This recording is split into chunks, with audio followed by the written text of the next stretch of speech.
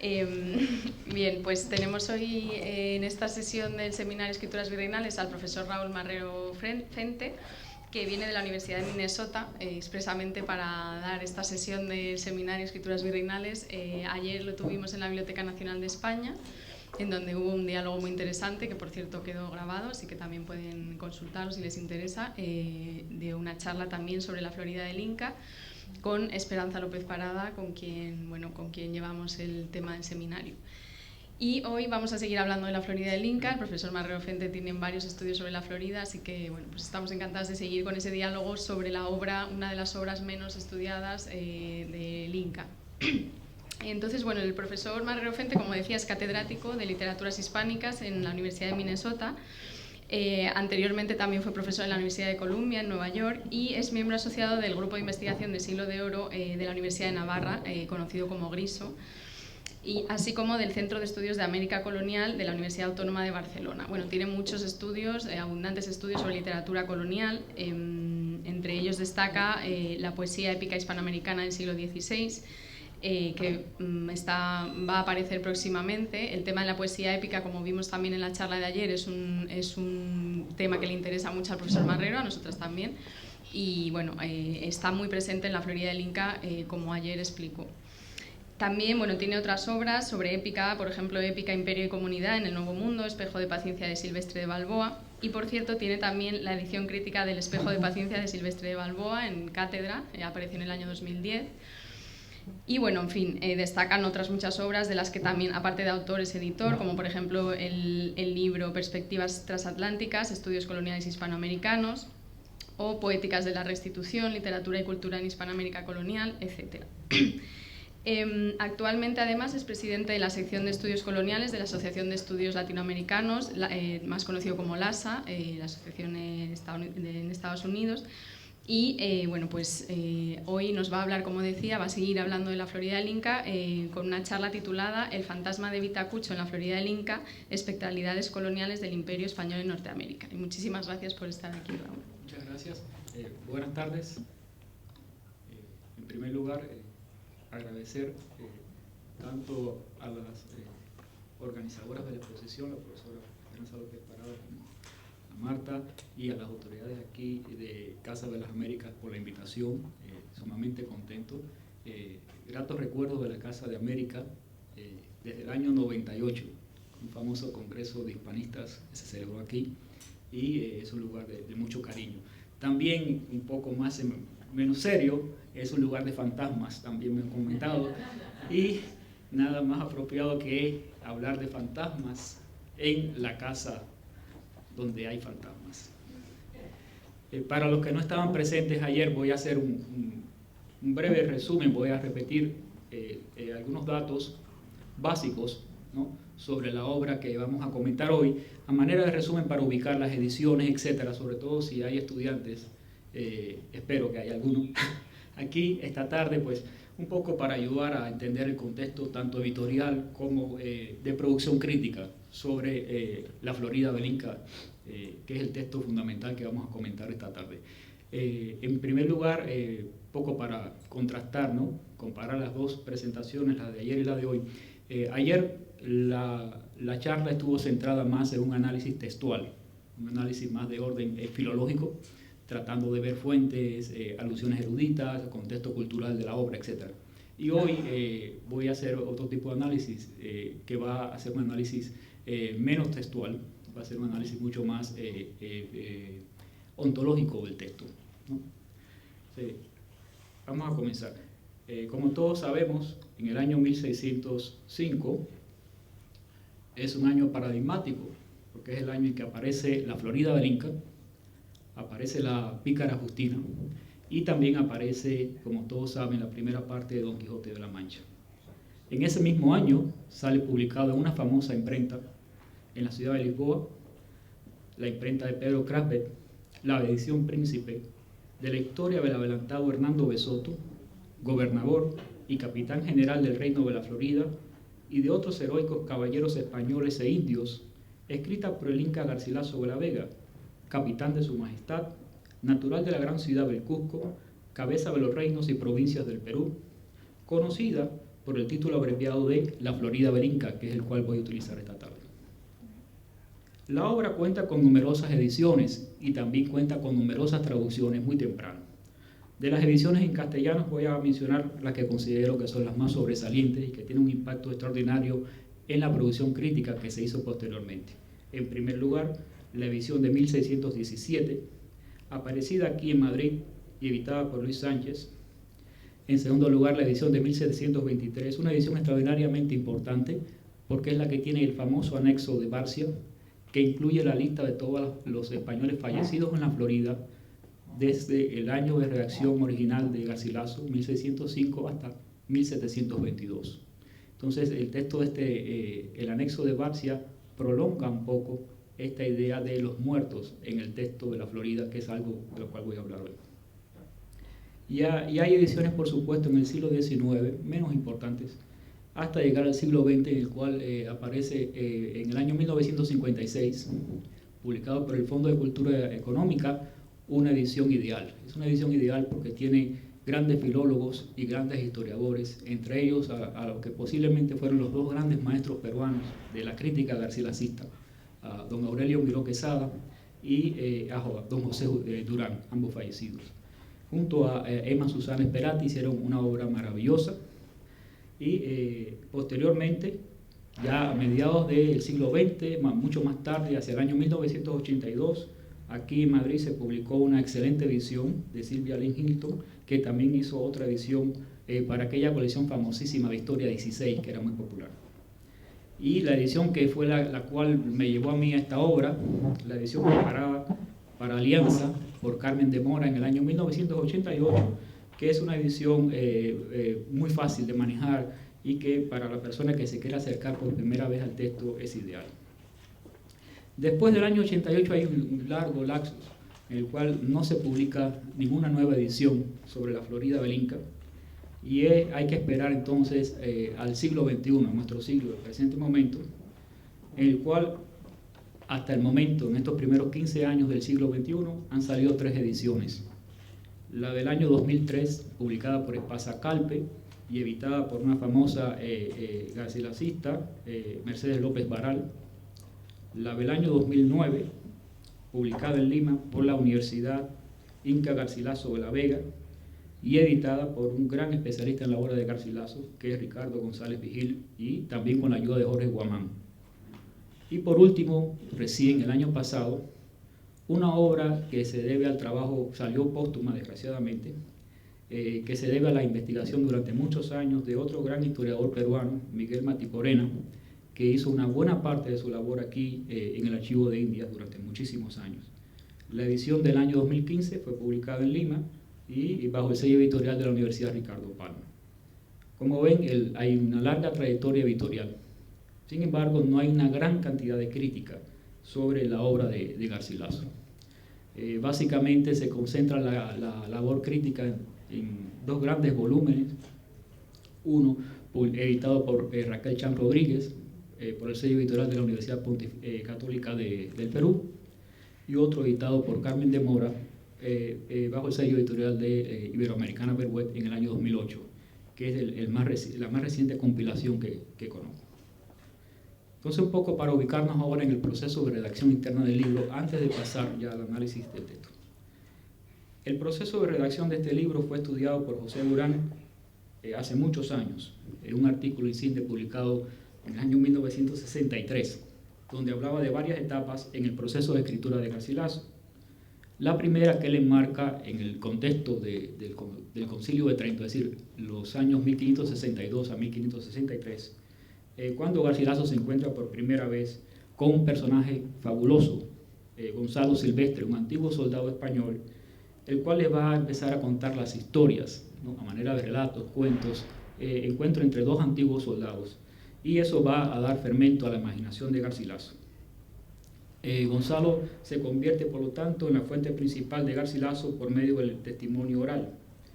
Una segunda etapa, que comienza en 1567 y termina hacia 1589, y una tercera etapa, importantísima, que incluiría cambios en la redacción de la obra para incluir informaciones procedentes de 2 manuscritos, el de Juan el de Juan Coles y el de Alonso Carmona, soldados también de la expedición de Hernando de Soto. Con estos materiales, es decir, con el testimonio oral de Gonzalo y con los manuscritos de estos soldados, finaliza Garcilaso la versión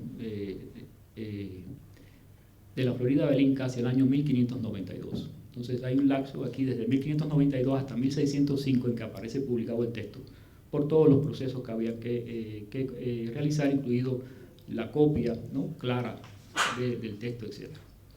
Y a estos testimonios podemos agregar otras fuentes de crónicas americanas que utiliza Garcilaso en la redacción de su libro, entre ellas, como les decía ayer, los naufragios de Cabeza de Vaca, que aparecen citados en varias ocasiones en el texto y de los cuales yo hoy no voy a hablar tampoco. Hay un excelente trabajo sobre eso por Rolén Adorno.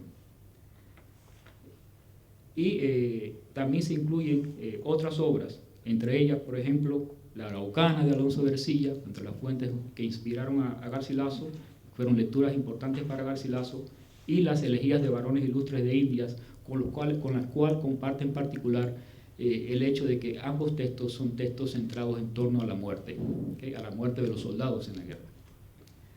Voy a dedicar ahora las páginas que siguen, como les había anunciado anteriormente, a una lectura ontológica de la obra de Garcilaso. Voy a enfatizar sobre todo el uso de la metáfora del fantasma en este texto, un libro marcado por los relatos sobre la muerte de cientos de personas, de cientos de seres humanos, tantos españoles como indígenas floridanos, y entre los cuales se destaca por su patetismo el relato sobre la muerte del líder de la expedición, que es el tema central de este texto, Hernando de Soto. En el capítulo 8 del libro quinto, primera parte, Garcilaso intercala el relato de fantasmas más famosos de este libro, y cito ahora a Garcilaso, dice: después de anunciar la muerte de Hernando de Soto, y al día siguiente, para disimular el lugar donde quedaba el cuerpo y encubrir la tristeza que ellos tenían, echaron nueva por los indios que el gobernador estaba mejor de salud, y con esta novela subieron en sus caballos e hicieron muestras de muchas fiestas y regocijos, corriendo por el llano y trayendo galopes por las ollas y encima de la misma sepultura, cosas bien diferentes y contrarias de las que en sus corazones tenían, que deseando poner en el mausoleo o en la aguja de Julio César, al que tanto amaban y estimaban, lo yacen ellos mismos para mayor dolor suyo, mas hacíanlo por evitar que los indios no le hiciesen otras mayores afrentas. Fin de la cita. Unido al patetismo de la mencionada cita, es interesante aquí recordar, por ejemplo, una coincidencia asombrosa, y es que la referencia a Julio César y al obelisco de Julio César también es empleada por Cervantes en Don Quijote. Entonces, hay una coincidencia aquí en las mentalidades de la época. La escena descrita anteriormente es típica de los relatos de fantasmas, y voy a dar los elementos. En primer lugar, hay un cuerpo que desaparece, una muerte que se niega, un fantasma que se crea. Pero mi lectura va más allá de la idea de la aparición personal del fantasma, con el objetivo de explorar la presencia de lo que se llama en la teoría crítica el tropo espectral.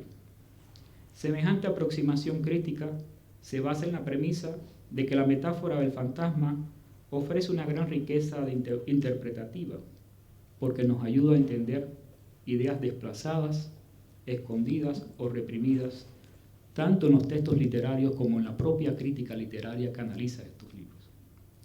El concepto de la aparición del espectro nos permite recuperar además los momentos de violencia, de crímenes y de abusos que subyacen en muchos de estos textos literarios. Una crítica espectral que interpela, el fantasma está haciendo de las suyas, una crítica espectral que interpela el contenido reprimido, marginalizado y silenciado en la historiografía colonial. Me refiero sobre todo en las crónicas, en las cartas, en las historias, en los memoriales y en las relaciones. Y por consiguiente, nos brinda la posibilidad de rescatar los relatos de violencia e injusticia que regresan del pasado para quedarse con nosotros como legado y herencia del colonialismo. ¿Cómo ocurre esta operación hermenéutica de interpelación del pasado colonial? Ocurre por medio de un gesto de apropiación retórica, gracias al cual el vivo le otorga al muerto una existencia más allá de la muerte, es decir, una existencia post-mortem. Al adjudicar una voz de autoridad a los relatos provenientes de los muertos, que es lo que hace Garcilaso con los testimonios que le cuenta Gonzalo, incluso con el propio testimonio de Gonzalo, quien fallece antes de que el libro salga impreso. El análisis de los relatos de las expediciones españolas a la Florida, contados desde la perspectiva del Inca Garcilaso, implica la reanimación de la categoría del espectro que aparece en la obra de importantes pensadores contemporáneos. La teoría de la espectralidad nos permite realizar una labor de rescate de las historias del colonialismo que retornan del pasado, permanecen con nosotros en el presente y nos aguardan en el futuro. Espectralidad entendida aquí, en el sentido señalado por Derrida, al referirse al vínculo que existe entre la justicia y la lógica de la temporalidad, en el sentido que la justicia siempre es algo que por un lado queda, es decir, se realiza, se consuma, pero a la misma vez es algo que todavía tiene un componente de imposibilidad, que no se llega a realizar totalmente desde el punto de vista filosófico. En otras palabras, la presencia de figuras fantasmagóricas en cualquier obra también subvierte la lógica de la temporalidad, es decir, la secuencia típica pasado, presente, futuro, al mismo tiempo que interfiere con nuestra concepción de una teleología lineal, base sobre todo del argumento narrativo convencional, es decir, la narrativa a la cual se aplica esta convencionalidad, por supuesto, es la del siglo XVI, no es la del siglo XX ni del XXI. De acuerdo con la lógica espectral, los fantasmas no solo poseen la facultad de regresar del pasado, que es lo que a veces siempre pensamos, sino que además nos aguardan en el futuro. Y aquí cito otra vez a Derrida, sobre todo su obra Espectros de Mars, que dice: todo comienza con la aparición del fantasma, más preciso, por la espera de la aparición del fantasma, porque la verdadera naturaleza del espectro es lo que va a venir, es decir, esa incertidumbre de lo que va a venir. Fin de la cita. Es precisamente esta condición de futuro de la justicia la tesis principal de mi investigación esta tarde. En este sentido, propongo una lectura ética que también tome en consideración este problema con la justicia en relación a la historia de América Latina. Mi trabajo está basado en la idea que los relatos sobre las expediciones españolas a la Florida, en las palabras de otro teórico de la crítica espectral, David Punter, cito, es también una serie de relatos hechos de los muertos, se cuenta de los muertos, pero a la misma vez son una serie de relatos hechos por los muertos. Es difícil porque en inglés es más fácil notar la diferencia, pero en español hay una ambigüedad aquí. En otras palabras, cuando hablamos de los muertos, hablamos porque los propios muertos nos dan el tema para hablar sobre ellos. Es la forma más fácil de entender. Por consiguiente, hay que tener en consideración esta presencia espectral, porque sin los relatos de muertes que aparecen en el texto del Inca Garcilaso, no puede entenderse la historia del Imperio Español en Norteamérica, muy diferente a la historia del Imperio Español en Sudamérica. El análisis de la idea del fantasma en los relatos de las expediciones españolas a la Florida, y aquí Garcilaso hace un largo recuento desde la expedición de Ponce de León hasta la de Hernando de Soto, nos remite a la categoría del fantasma que, según Jean-Michel Rabaté, se produce menos por la ausencia de un objeto que por la conciencia de que éste siempre estuvo destinado a perderse debido a su condición excepcional. Y lo excepcional aquí es precisamente la imposibilidad de realizar una conquista adecuada en Norteamérica. Es la gran divergencia con el modelo de conquista en Sudamérica. El objetivo de esta lectura entonces es entender algunos detalles de esta condición excepcional en la Florida del Inca. Las escenas de las diferentes expediciones descritas por el Inca constituyen un ejemplo clásico del encuentro con el fantasma y desde el punto de vista narrativo sirven para articular el relato principal, que es la historia de la expedición de Hernando de Soto a la Florida. Es necesario recordar que una de las funciones que desempeña la figura del espectro es vincular pasado, presente y futuro. Esta es la misión primordial que cumplen estos relatos, ya que vienen del pasado, es decir, los hechos que se describen ocurrieron entre los años 1539 y 1543, en forma de recuerdos de los participantes. Recordemos el testimonio oral de Gonzalo Silvestre y la relación que le envió Juan Coles, un manuscrito que le envía directamente a Garcilaso, y otro famoso manuscrito, el manuscrito de Alonso de Carmona, encontrado, dice Garcilaso, casualmente en una imprenta, ¿no? Como recordando un poco aquí el tópico del manuscrito hallado, ¿no? Poco cervantino aquí. Para anunciar en el presente, es decir, en el momento de redacción final del Inca, hacia el año 1592, hechos que van a acontecer en el futuro, como aparece, por ejemplo, yo les decía ahorita, en el apéndice confeccionado por Andrés González Barcia para la edición de 1723, que va a hablar y va a incluir todas las expediciones españolas a la Florida hasta el año 1722, es decir, como una especie de continuación adicional y una obsesión con este tema de los muertos. El espectro parece insistir aquí en el deber de responsabilidad que recae en los vivos, ya que la figura del fantasma, personificado en todas las expediciones que fracasan, aparece y reaparece en la obra de Garcilaso para recordar a los lectores la historia olvidada. Por eso Garcilaso insiste en el proemio a la obra, en el tópico menesco, salvar la memoria, que a pesar del silencio de la historiografía oficial, Garcilaso aún tiene una obligación de contar y recordar. Y aquí vale la pena otra vez insistir en que nosotros encontramos en el siglo XVI, siglo XVII, muchas crónicas, ¿no?, dedicadas a la conquista de América, que básicamente hablar de la conquista del Caribe y de Sudamérica, pero no encontramos muchas obras dedicadas a la conquista de Norteamérica. Esa es la gran diferencia. En este sentido, el fantasma justifica la superación del olvido, su contacto con el pasado y, más importante aún, presenta las acciones futuras de los españoles en la Florida como actos que van dirigidos al servicio del imperio y no como acciones en contra de los indígenas americanos. Por consiguiente, el tópico del deber de los soldados, al cual se siente muy obligado Garcilaso en esta etapa de su vida, constituye el aspecto más relevante del libro y sus implicaciones rebasan el periodo histórico dedicado a Hernando de Soto, los años de 1539 a 1543. Ya que los lectores del texto se inclinan a establecer la conexión con la época presente de Garcilaso, es decir, cuando se lee también se conecta con el presente de Garcilaso, es decir, se conecta con el año 1605.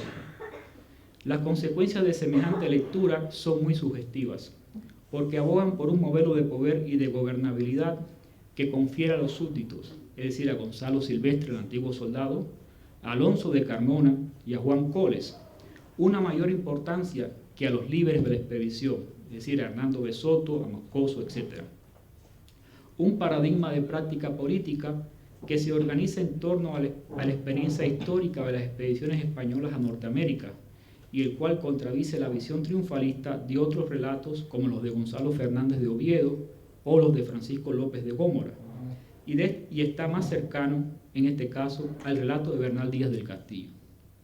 Es necesario aclarar que las ideas que Garcilaso promueve en su obra derivan de un pensamiento y de una visión, sin lugar a dudas, idealizada del proceso histórico, pero que, sin embargo, encierra a la misma vez una contradicción que permite corregir las tergiversaciones de la historiografía oficial sobre el Imperio Español en Norteamérica.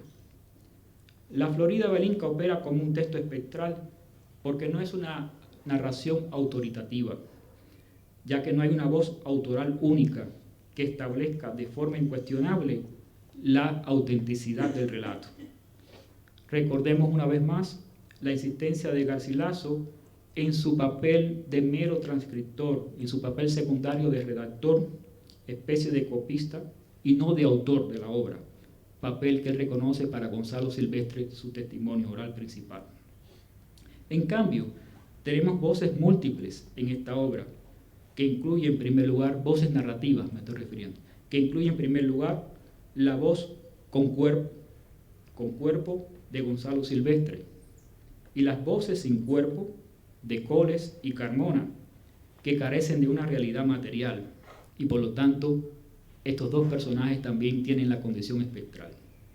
Y es la suma de estas tres voces las que en última instancia otorga autoridad a la narración, independientemente de la insistencia retórica de Garcilaso en la voz de Gonzalo Silvestre. Es decir, mi tesis es que no solamente una voz, no es solamente la narración de Gonzalo Silvestre, sino la suma de estas tres voces. No olvidemos que es el propio Garcilaso quien construye el relato a partir de la suma de tres testimonios: los manuscritos de Carmona y Coles, en los cuales, como sabemos, se está haciendo uso del recurso medieval, de la tradición medieval del manuscrito, de la parodia cervantina, pero que nunca se encuentra en persona con ellos. Garcilaso cede su lugar como narrador a estas voces, las cuales nunca sabemos con certeza de dónde provienen, porque Carmona y Coles son textos sin cuerpos. Las voces fantasmas se inscriben en una falta de corporalidad cuyas huellas se pierden en un pasado que también es inaccesible a los lectores, porque no se encuentran los manuscritos, no los hemos encontrado nunca. Frente a la tradición de la escritura y de los modelos de la historiografía, encontramos esta escena fantasma que se traduce en un murmullo infinito de voces de otros conquistadores anónimos. Y es interesante aquí explicar qué significa esta idea de los conquistadores anónimos. A pesar de la importancia de Gonzalo Silvestre, que es el testimonio oral principal de la obra, aparentemente él, Carmona y Coles, dentro de una expedición que contaba inicialmente con cientos de soldados, son soldados anónimos, no son importantes, a eso me refiero.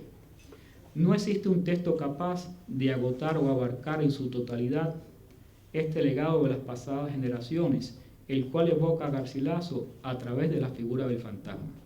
No sabemos hasta qué punto Garcilaso está consciente del papel que cumple la invocación del espectro cuando habla del tópico, entre comillas, salvar la memoria. Pero los efectos textuales resultan evidentes en la obra y en las lecturas posteriores.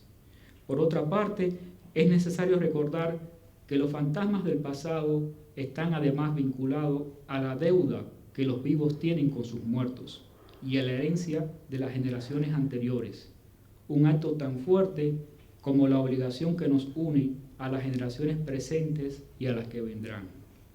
Es precisamente en este espacio de deuda que se configura el modelo de la escritura de Garcilaso, un modelo complejo, ya que es el resultado del conflicto entre dos tradiciones culturales, la andina por parte materna y la española por parte paterna, la cual dan como resultado una herencia mestiza. Y es que el lugar de encuentro cultural de Garcilaso es sin lugar a dudas el mestizaje. De ahí que el relato sobre los españoles y los indígenas muertos es un acto también de evocación, similar a una evocación de espectros de españoles y de indígenas que contrasta, en este caso, con el discurso historiográfico oficial triunfalista, pues no describe los hechos como una supuesta sucesión de victorias absolutas, sino que hace referencia a los fracasos y a las derrotas de ambas partes. Por consiguiente, es una versión que se desvía del discurso de la historia oficial sobre la conquista de Norteamérica para matizarla. Al incluir los fracasos de todas las expediciones españolas en la Florida, Garcilaso va más allá del modelo de conquista pacífica, que es muy famoso y que todos sabemos por la obra de Álvar Núñez Cabeza de Vaca, o de la condena total a la conquista, como es el caso de Bartolomé de las Casas en la brevísima relación de la destrucción de las Indias. Para Garcilaso, el problema es mucho más complejo. Se trata de una historia de reveses, muchas veces reiterados, en un devenir temporal, y esto es importante, es decir, un fracaso en un periodo de tiempo prolongado, que parece repetirse una y otra vez más en todas las expediciones españolas a la Florida, desde Ponce de León en 1513, Narváez, Ayllón, hasta Hernando de Soto, que es la última expedición que narra Garcilaso. Este elemento pesimista, oculto detrás del discurso en defensa del honor de Hernando de Soto, que el Inca expone con sinceridad. Aunque este relato del fracaso de las expediciones, sin lugar a dudas, pone en claro un cuestionamiento, un dudar sobre la conquista española, cometeríamos un error de interpretación si adjudicamos al Inca una intencionalidad similar a la de las Casas. Las batallas de los españoles y los indígenas floridanos representadas en el texto no ofrecen dudas sobre la posición de Garcilaso, pero es necesario señalar que también anticipan las descripciones famosas de las batallas entre los incas y los conquistadores españoles en las obras dedicadas al Perú.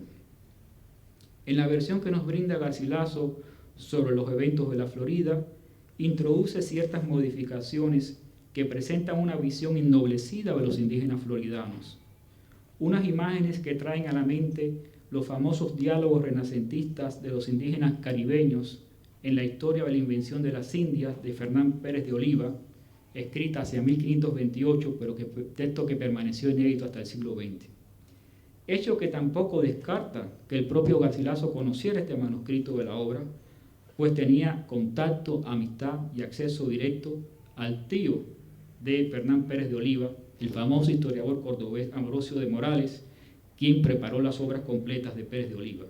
Sin embargo, por razones que desconocemos, Ambrosio de Morales excluyó este texto de Pérez de Oliva de las obras completas. Es de suma importancia destacar que en la Galería de Muertos Españoles e Indígenas, Garcilaso encontró la metáfora del fantasma, y esta figura retórica sirvió para crear una voz de autoridad ejemplar, porque son las voces de los muertos las que escuchamos en el texto. Las palabras del espectro, es decir, el mensajero de ultratumba, es la verdadera fuente de autoridad sobre la cual se sustenta el relato de los indígenas y españoles. Este murmullo infinito de voces que revelan secretos de épocas pasadas, semejantes a fantasmas que regresan al presente, trayendo consigo la carga, en todo sentido psicológico, emocional, etc., de sus experiencias remotas. Una imagen formada en el relato oral de Silvestre González y en los textos de Coles y Carmona. Garcilaso escoge la historia de la expedición de Hernando de Soto a la Florida entre 1539 a 1543, y este relato de muertos le permite evocar la figura del fantasma, ya que el mundo de los muertos se constituye retóricamente en el último espacio de enunciación. Es el ámbito que le confiere una autoridad innegable a su relato en torno al poder y a la guerra. Es importante recordar que cuando hablamos de fantasmas no podemos más que referirnos a los muertos. De ahí que el punto clave del relato sea precisamente la muerte. Texto marcado por la muerte. Primero en tanto experiencia individual de los conquistadores españoles y de los indígenas floridanos. Después, como la condición de mortalidad de cada ser humano y que Garcilaso, en su experiencia de antiguo soldado, entendía perfectamente bien. Y por último, como la extinción de una sociedad. Es necesario recordar que junto a las historias que tratan de los protagonistas del relato, en el texto se intercalan narraciones sobre las muertes de otros indígenas que ocurren durante las expediciones anteriores, como las de Ponce de León y Pánfilo de Narváez, las cuales anticipan las batallas que se dan entre las tropas de Hernando de Soto y los indígenas floridanos. De todos esos relatos, uno de los que tiene más fuerza para el análisis que estoy haciendo esta tarde es el famoso relato sobre el líder indígena Vitacucho. No voy a hacer toda la descripción de este indígena, está en el texto que escribí en otra ocasión, y voy entonces directamente a analizar ahora las consecuencias ontológicas de este proceso de la muerte de Vitachuco. Vitachuco muere atravesado por las espadas de los soldados españoles después de su intento de matar a Hernando de Soto. Él tiene una muerte heroica, como todos sabemos, porque muere combatiendo. Es precisamente la muerte en combate la que convierte a este líder indígena en un símbolo, porque confiere a este personaje una existencia post-mortem, similar a la del espectro berridiano, porque él es un personaje también del pasado, del presente y del futuro. La historia de Vitacucho es una elaboración compleja porque lleva en sí una reflexión sobre la condición ontológica de la resistencia frente a la agresión externa. La relación entre la muerte y el colonialismo aparece aquí en dos niveles. En primer lugar, como hecho histórico, porque es un relato de una expedición que ocurrió en la realidad, y en segundo lugar, a nivel ontológico, porque esconde una verdad mucho más profunda, que funciona como un fantasma incómodo, alegorizado por el personaje indígena. El relato sobre la muerte de este líder indígena simboliza algo más importante para Garcilaso. Es posiblemente la proyección en tierras de Norteamérica del malestar por la derrota incaica. En la obra de Garcilaso, la figura del fantasma de Vitacucho adquiere múltiples significados. Se puede interpretar como una alegoría de lo que está oculto, de aquello que no se puede revelar y de todo lo que resulta excepcional y extraordinario. La aparición del espectro de Vitacucho también es una imagen de gran repercusión, pues anuncia el peligro que implica el retorno del pasado indígena, siendo una de las características de la figura del fantasma, como ya sabemos, su simultaneidad temporal. Es decir, el espectro que viene del pasado es también un mensajero del futuro, porque puede demandar cosas que tendrán consecuencias en un tiempo posterior.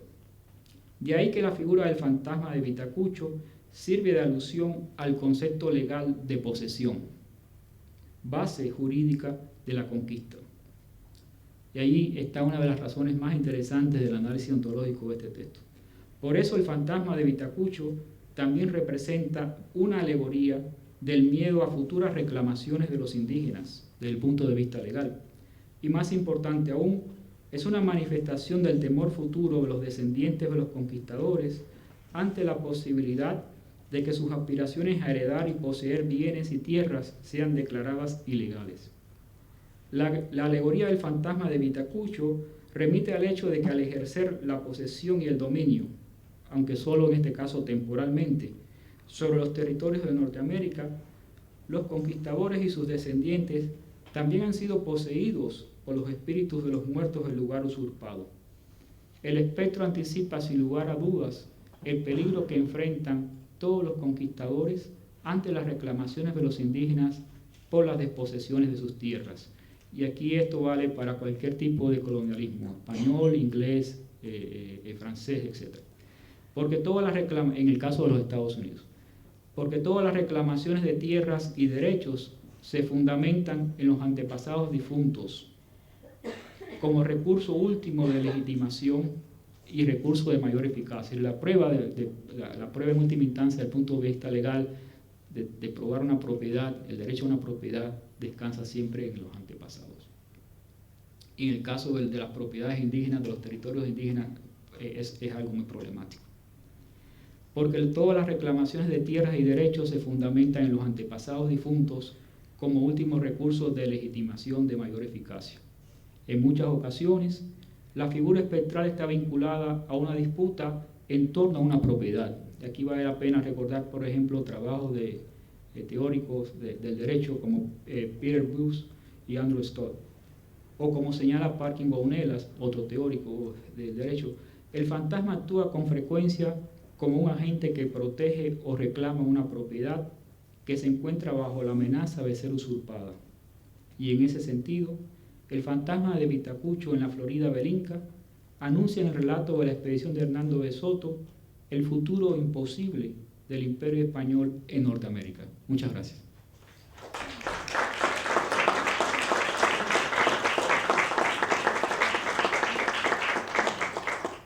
Bueno, muchísimas gracias, Raúl. Súper interesante todo el tema del relato de los muertos. Yo quería preguntarte por, bueno, ya hablando de Vitacucho, en un momento dado, bueno, aunque creo que no lo has mencionado hoy, pero dices que a Vitacucho creo que no lo cita ningún otro cronista, ¿no? Este líder indígena, ¿no? Entonces, esa relación entre el relato de los muertos y la posibilidad que da ese relato de construir una ficción, ¿no? O sea, me gustaría que hablaras un poquito de eso y también en relación a ese libro que has mencionado de Mati Corena.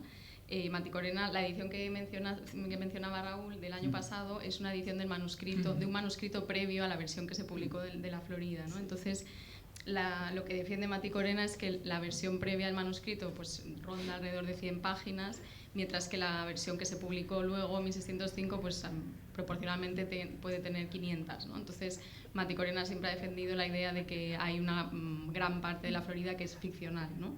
Entonces, bueno, quería, si puedes, un poco relacionar tanto esta idea de Vitacucho con lo que comentabas del relato de la muerte y esa posibilidad que da para la ficción, ¿no? Sí.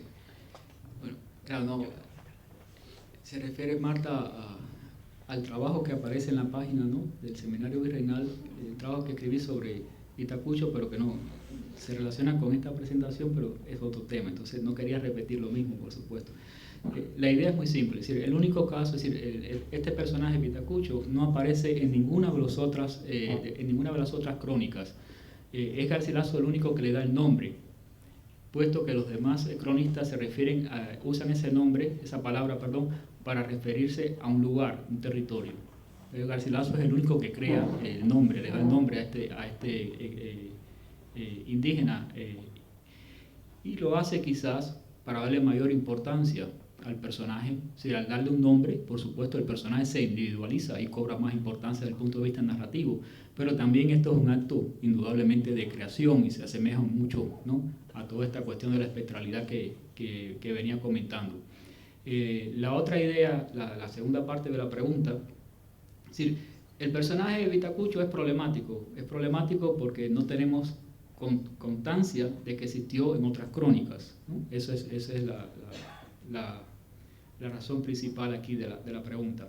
Pero a la misma vez es interesantísimo porque es un relato extraordinario. Es una persona que ataca a Hernando de Soto, se atreve a atacarlo, lo confronta físicamente y se convierte en un símbolo de lucha, ¿no?, por parte de los indígenas floridanos. Y en relación al historiador Mati Corena, es uno de los más famosos historiadores peruanos del siglo XX, que, como decía, realizó una labor de muchos años aquí en el Archivo de Indias, admirable trabajo, y él encontró este manuscrito y publicó esta edición que desgraciadamente salió después de su fallecimiento, y es una edición muy amplia, ¿no?, muy compleja, y como acaba de salir todavía nadie creo que ha escrito nada sobre ella, entonces hay que esperar, ¿no? Hay muchos debates sobre eso, realmente es muy debatido el manuscrito, hay muchos debates sobre eso, y valdrá la pena entonces que alguno de los presentes aquí se entusiasme, busque el libro de Mati Corena, la edición, y se encargue de trabajarla. Pero repito, estas cosas hay que pensarlas, meditarlas, son muy complejas, hay problemas de crítica textual, es decir, de probar el manuscrito, la densidad del manuscrito, cuántas manos escribieron ese manuscrito, contrastarlo con todas las otras ediciones anteriores, con los manuscritos que existan, con todos los textos que existan posibles en relación a esta obra. Es muy complejo. Y también pues es necesario, creo, en ese caso, quizás un coloquio, una reunión de investigadores, ¿no?, para que trabajen sobre esa obra. Pero que hable un poco alto, porque tengo problemas de batería, por lo menos. ¿Puedo usar este? Tampoco es para tanto. Yo tampoco puedo levantar, si acaso. Yo darte las gracias porque nos has dado la clave de no solo una metáfora ética y ontológica, sino epistémica para entender toda la labor del Inca. O sea, estábamos pensando con Paloma, esto es extrapolable también a los comentarios reales.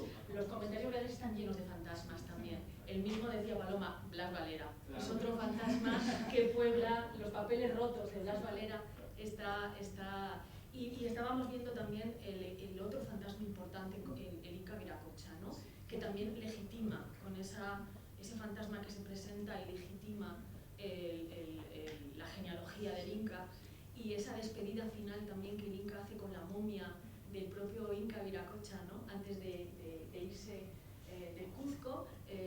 Polo de Ondegardo lo introduce en un gabinete, dice, ven a ver a tus antepasados, y le enseña los bultos de las momias, dice, aquí está Inca Viracocha, y el Inca Garcilaso se despide tocándole con un dedo, ¿no?, Pero ese es un fantasma, la propia momia es un fantasma, porque el Inca Viracocha, la momia del Inca Viracocha, los españoles la habían destruido. Es decir, que el Inca está construyendo espectros permanentemente. Es un relato en el que no solamente hay espectros, sino que también es una gestión espectral la que el propio Inca hace, ¿no? Y Y a mí lo que me parece interesantísimo de lo tuyo es que esa legitimación en el espectro es el contenido ético. Los demás cronistas legitimaban a través de citas de autoridad, de otros historiadores, pero el Inca utiliza, como estoy resumiendo, pero porque me ha fascinado, ¿no? Subrayando esos hallazgos de tu presentación, ¿no? Esa legitimidad que conceden los muertos, ¿no? Y esa deuda de honor que tú señalabas, esa deuda ética que tenemos con nuestros antepasados, la que toda la escritura del Inca es un monumento a esa deuda. Me parece interesantísimo, me parece clave lo que nos has planteado hoy. Muchísimas gracias. Creo que si todos recuerdan, ¿no? el famoso libro de Derrida, Espectros de Marx, se inspira precisamente en la obra de Shakespeare, Hamlet, ¿no? Entonces, como estamos en el año de Shakespeare, pues tenemos que recordar un poco a estos ingleses y decir que sí, que ellos también hablan de fantasmas. Sí, el fantasma es realmente es una categoría del pensamiento filosófico de finales del siglo XX que se convierte en una obsesión en cierto momento de buena parte del pensamiento teórico francés. Pero que también en el mundo anglosajón se ha desarrollado muchísimo y que tiene que ver con todos estos problemas complejos en el mundo de hoy de herencia, no solamente de herencia que en el sentido de mi identidad, quién soy yo, pero también en el sentido ético, ¿no? ¿Cuál es mi deuda con el pasado? ¿Cuál es mi deuda con las generaciones que me antecedieron? Y en qué relación, en qué lugar yo me sitúo, ¿no? En relación a esa herencia. Yo creo que es una categoría que vale la pena explorar, sobre todo para eso mismo, para buscar el aspecto ético, ¿no? en el análisis. Y no es único de la Florida, es decir, Garcilaso no escribió solamente La Florida del Inca, escribió muchas otras obras y está ahí, y es un problema que va evolucionando. Desde la propia obra sobre sus antepasados, ¿no? La genealogía, claro, cuando empieza a hablar y hablar de todos esos personajes ilustres, ¿no? de su pasado español, pues ahí empieza él a confrontarse con esa parte de su vida que él no conocía posiblemente en detalles antes de llegar a España, ¿no? Y a la vez después todo ese indagar sobre ese lado paterno lo lleva después a indagar sobre el lado materno. Y esta idea del fantasma también es muy complejo desde el punto de vista psicológico, porque también en el psicoanálisis, pero ya eso no es para esta hora, de esas cosas se habla un poco más, a una hora un poco más decente. Sí, pero el psicoanálisis realmente habla de mucho de esto, ¿no?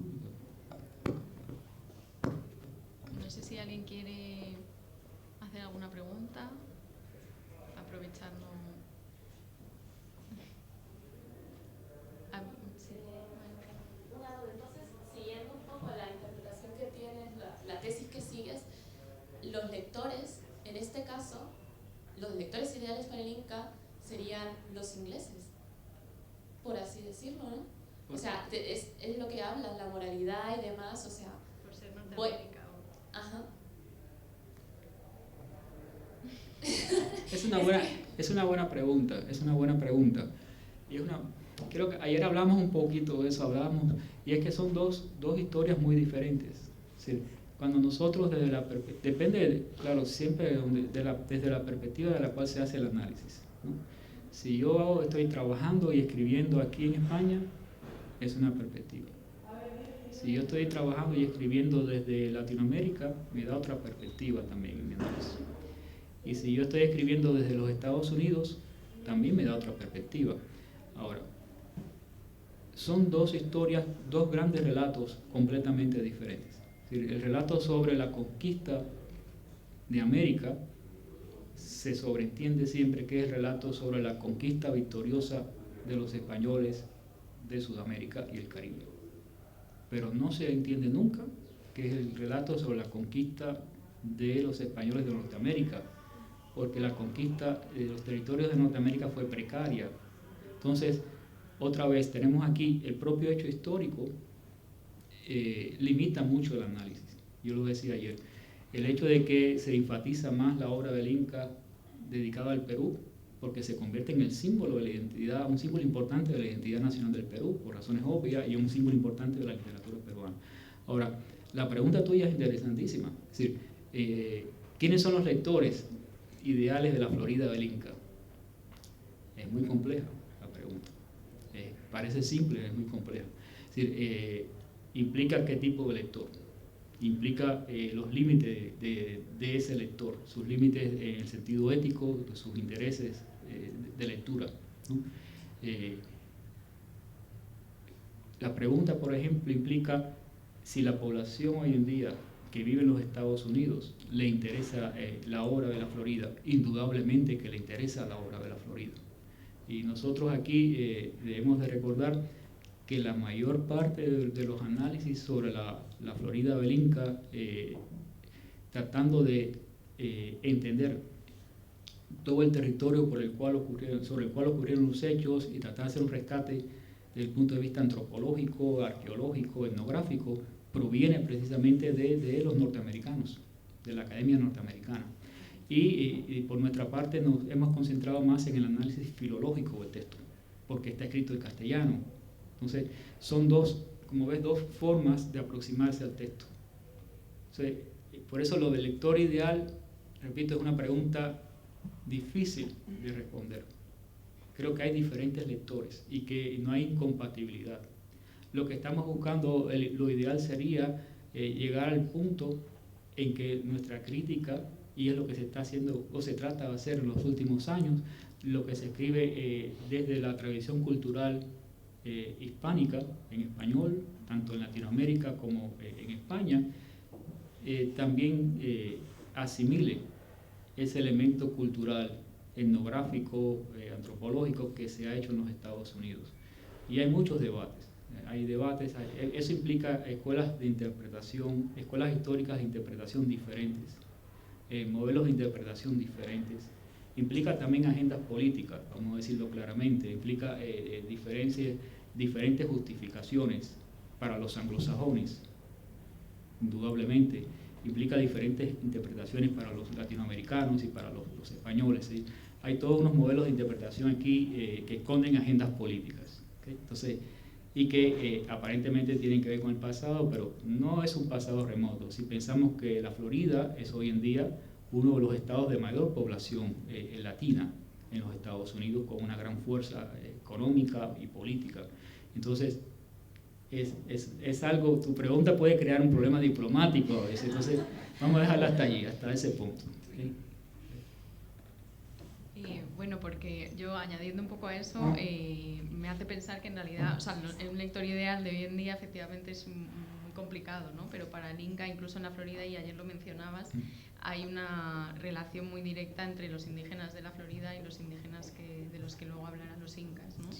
Y bueno, me viene a la cabeza también lo que mencionaste ayer, ese mismo capítulo en el episodio de Vitacucho en el que justifica que el testimonio de esos indígenas también es igualmente válido que, ¿no?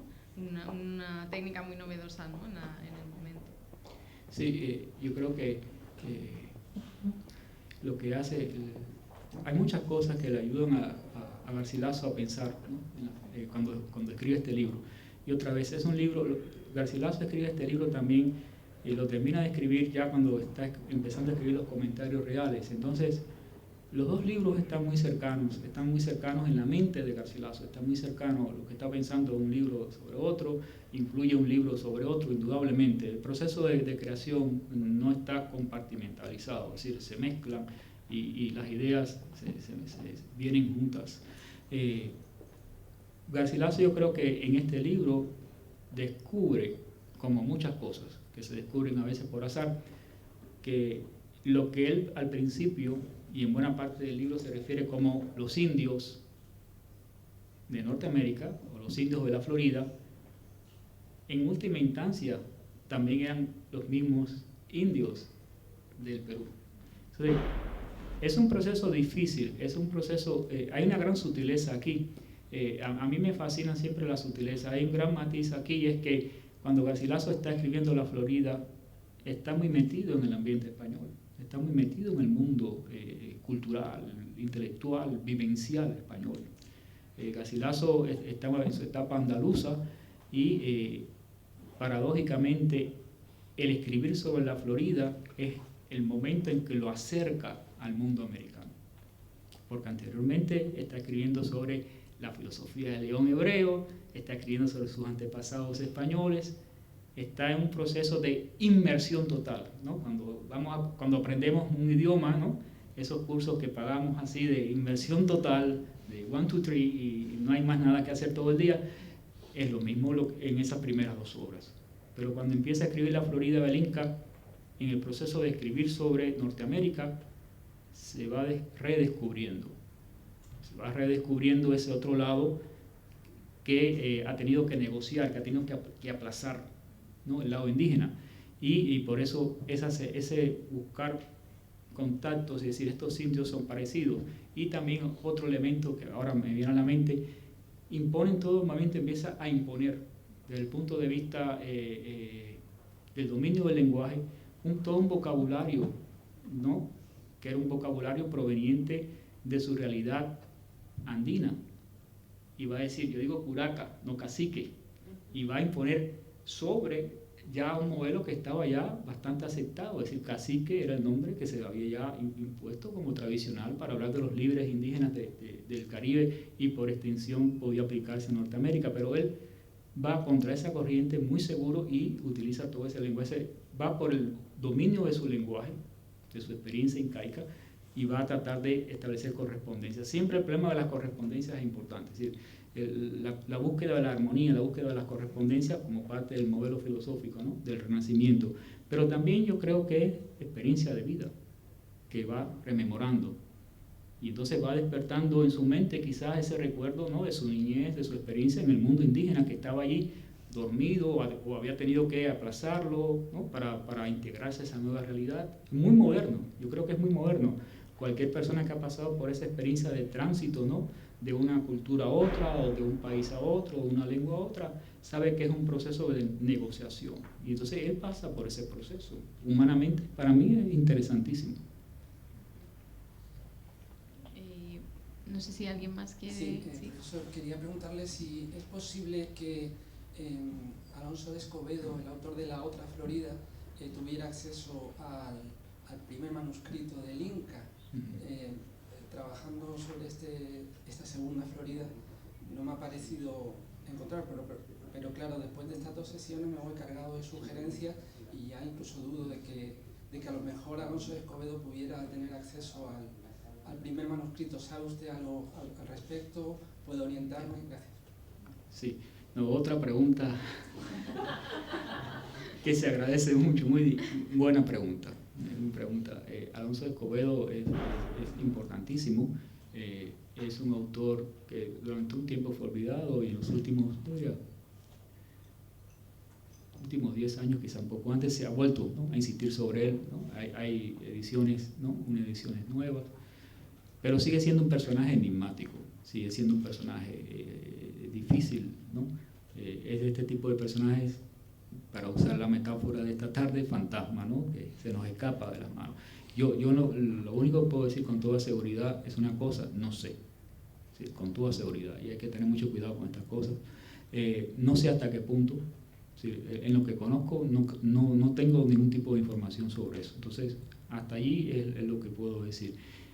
Pero sí, es un personaje, a mí personalmente me interesa mucho todo lo de la Florida, entonces nunca he encontrado nada sobre eso. Muchas gracias.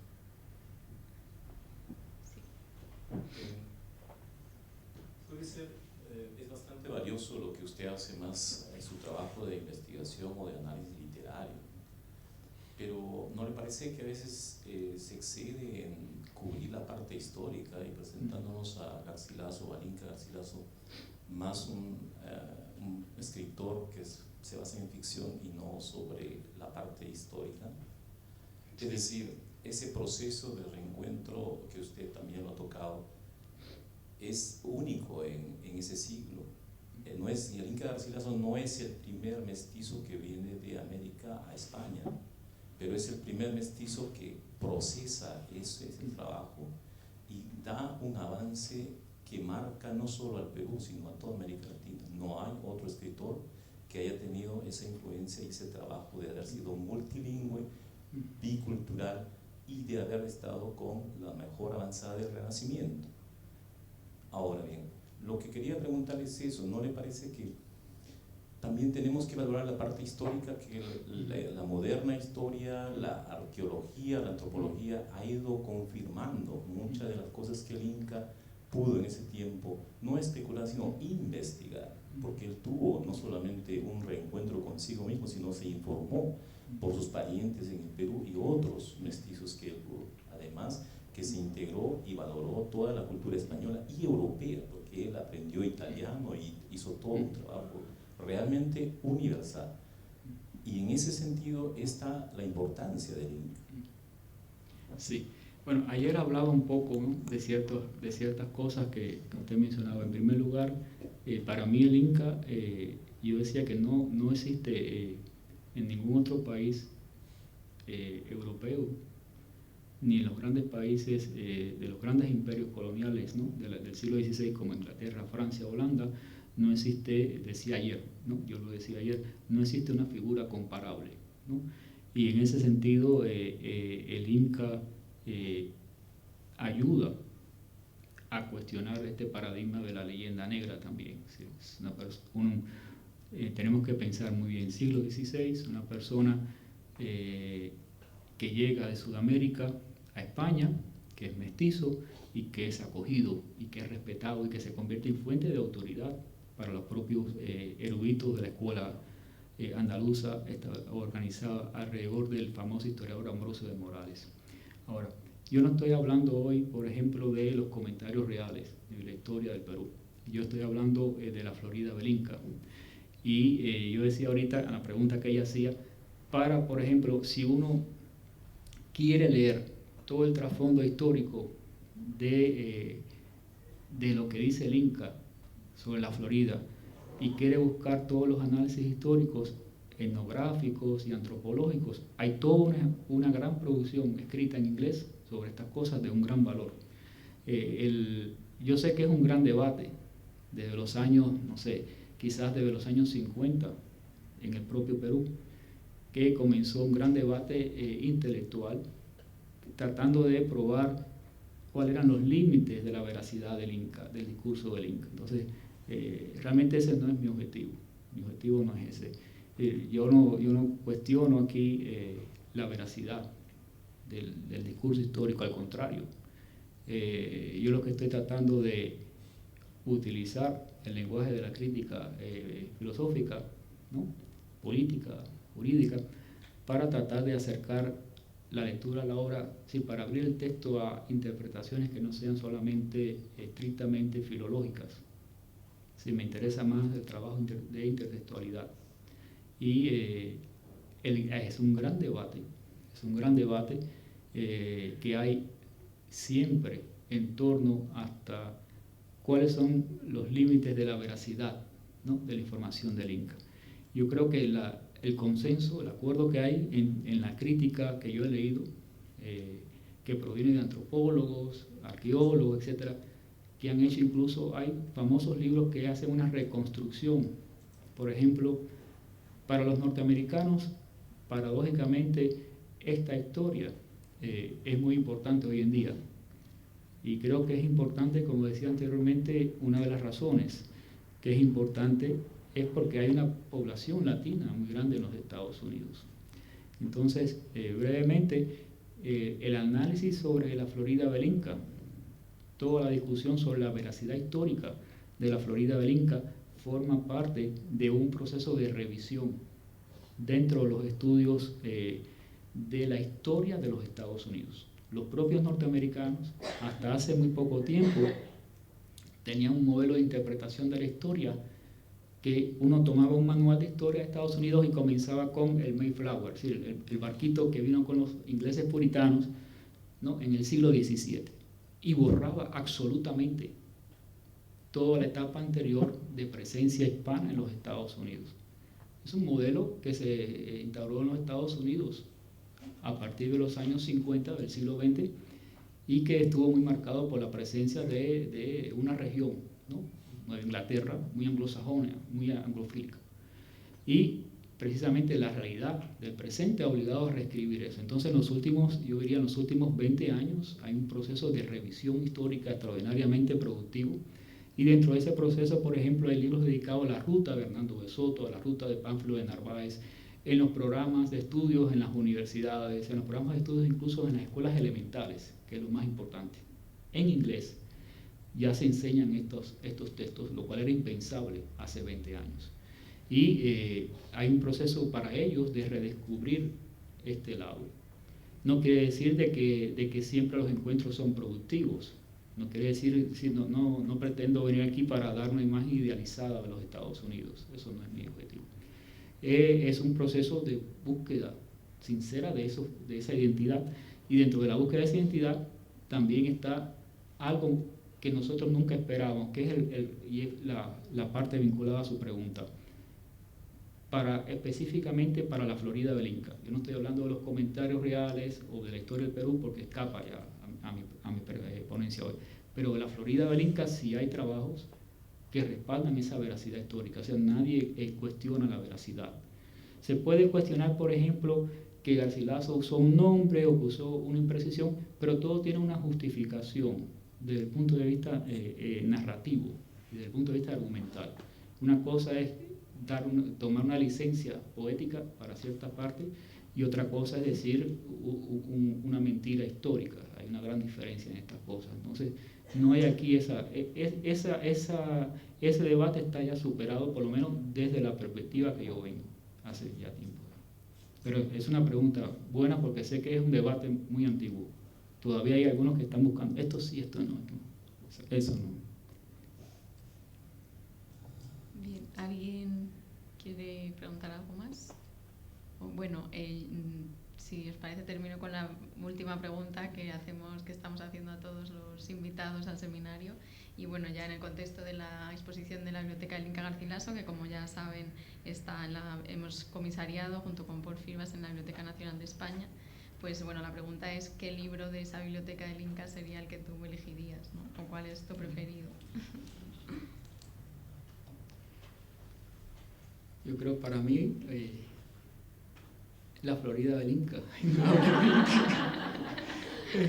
Claro, no. Es difícil la pregunta. Es difícil. Otra vez. Puedes elegir 158. Todos. Yo diría, me produjo, claro, una gran alegría ver los textos originales, ¿no? De las primeras ediciones de Garcilaso. No se pueden ver todos los días. Entonces, yo diría que me quedaría con los textos, ¿no? de Garcilaso, indudablemente.